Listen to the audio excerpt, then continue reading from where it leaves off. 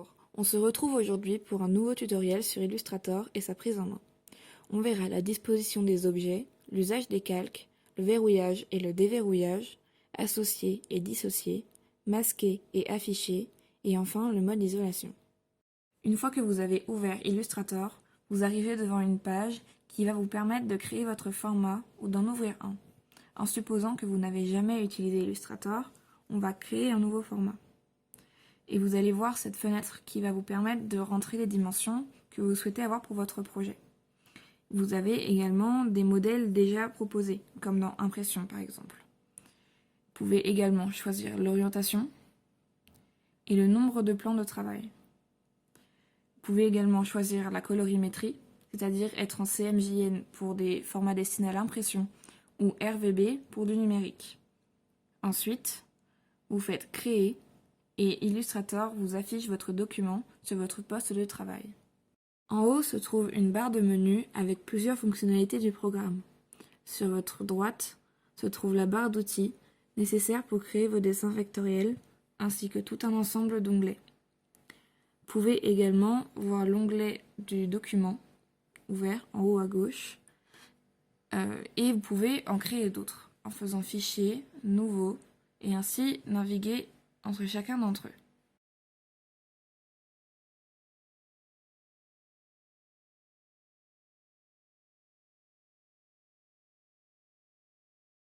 On va voir qu'il est possible de changer la disposition des objets de vos dessins en jouant avec les plans. Ici, j'ai déjà dessiné mes formes, mais je vais en dessiner une nouvelle.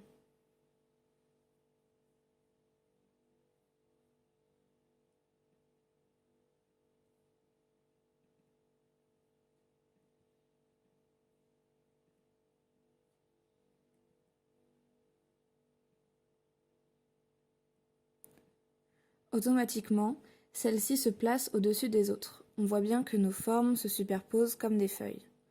Si vous voulez déplacer cet élément, par exemple, vous avez plusieurs possibilités. Soit vous allez dans le panneau calque et vous le faites glisser en maintenant votre clic en dessous ou au-dessus du tracé où vous souhaitez le mettre. Vous pouvez aussi sélectionner la forme, faire clic droit, disposition, et la placer comme vous le voulez. Vous pouvez choisir le premier plan, c'est-à-dire que l'objet va passer au-dessus de tous les autres. En avant, qui va monter seulement d'un cran dans l'ordre des calques, en arrière, c'est-à-dire l'inverse, ou à l'arrière-plan, c'est-à-dire tout derrière.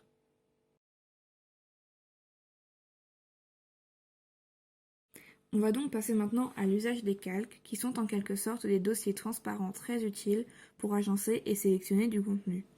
Ils vous permettent de déplacer, modifier, masquer, verrouiller et manipuler du contenu sans aucune incidence sur celui des autres calques. Ils peuvent contenir de l'image, du texte ou de l'illustration. Une fois que le document a été créé, Illustrator nous crée par défaut un calque appelé Calque 1. Si la fenêtre Calque ne s'affiche pas, vous pouvez la retrouver dans Fenêtre, Calque ou par le raccourci clavier F7. On peut retrouver tous nos dessins dans ce calque. Ici, lorsqu'on déploie le calque, on peut alors voir tous les tracés sous forme de sous-calque. Par défaut, mes tracés se sont placés dans l'ordre où je les ai créés dans le calque 1. En double-cliquant sur calque 1, on peut le renommer. C'est aussi possible de le faire pour les sous-calques. Vous pouvez créer un nouveau calque en cliquant sur cette icône et créer un sous-calque en cliquant sur celui-ci. Si vous souhaitez ajouter en dessous d'un calque en particulier, il faut sélectionner le calque, puis créer un nouveau calque. Pour différencier les calques, chacun est associé à une couleur différente. Pour la modifier, on va dans les paramètres du panneau calque et on choisit l'option de Illu et on choisit la couleur voulue en cliquant ici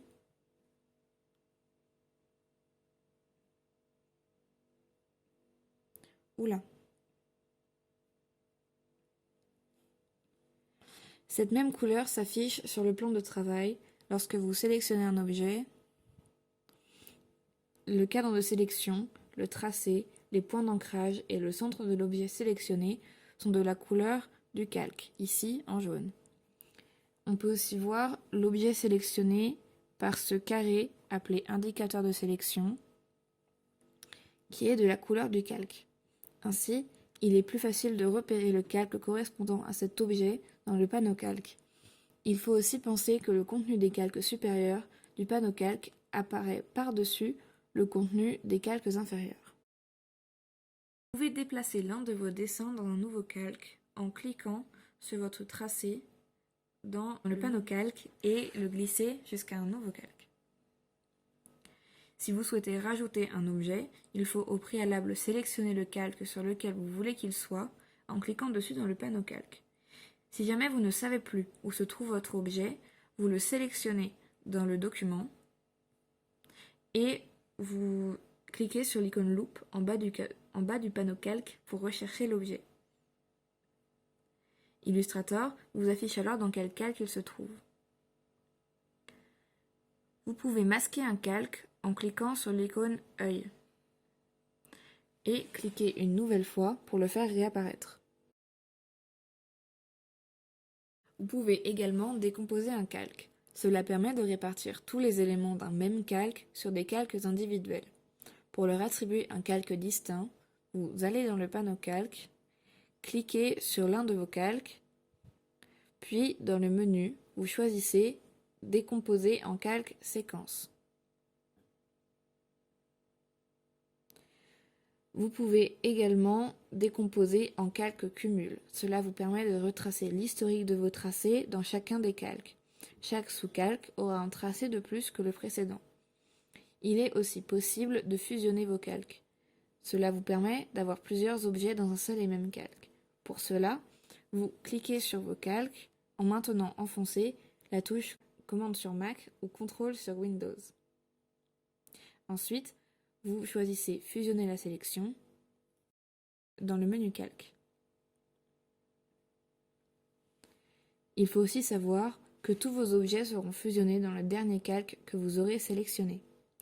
Par la suite, si vous voulez avoir tous vos objets dans un seul et même calque, il vous suffit de cliquer sur le calque où vous voulez qu'il soit, puis aller dans le menu du panneau calque et sélectionner Aplatir l'illustration. Enfin, pour supprimer un calque, vous devez sélectionner celui que vous voulez supprimer et cliquer sur la poubelle en bas du panneau calque. Dans le panneau calque, il est aussi possible de verrouiller et déverrouiller des objets par le biais de l'icône de verrouillage en forme de cadenas. Lorsque le cadenas est visible, l'objet est verrouillé et ne peut pas être modifié, alors qu'un espace vide signifie que l'élément est déverrouillé et peut être modifié. Une autre méthode est possible. Pour cela, sélectionnez votre objet. Puis, faites Objet, Verrouiller, Sélection.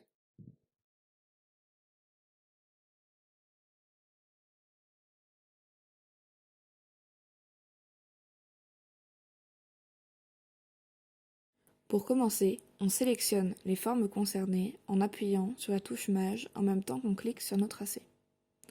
Une fois les formes sélectionnées, on fait Objet, puis Associer.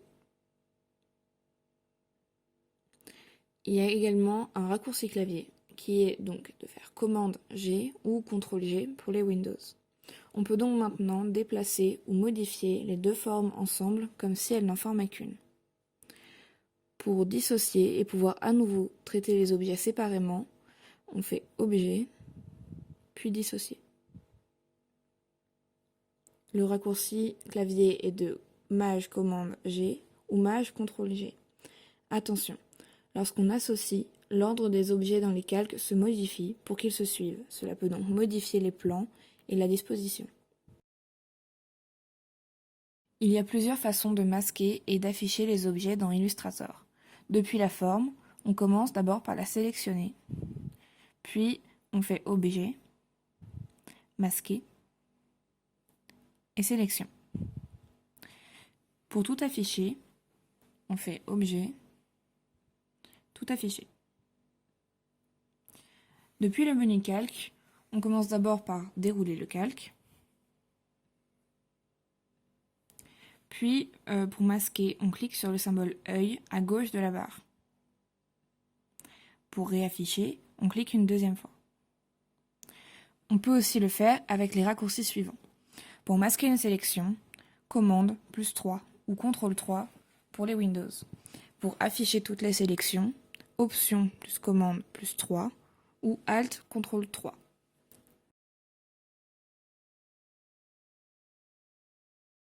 Le mode d'isolation consiste à sélectionner une forme à isoler pour pouvoir la travailler seule, sans prendre le risque de modifier un autre élément autour. Pour rentrer dans le mode isolation depuis la forme, on double-clique. La forme isolée reste en couleur et tout le reste se grise, on est passé en mode d'isolation. Pour en ressortir, on double-clique n'importe où à l'extérieur de la forme, ou on utilise la touche Escape ou Échappe du clavier.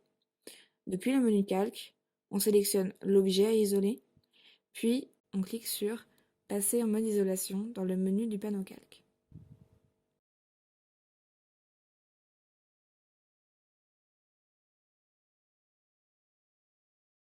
Ce tutoriel est maintenant terminé. On espère qu'il vous aura été utile. Si vous avez des questions, n'hésitez pas à nous les poser en commentaire. Merci et à bientôt.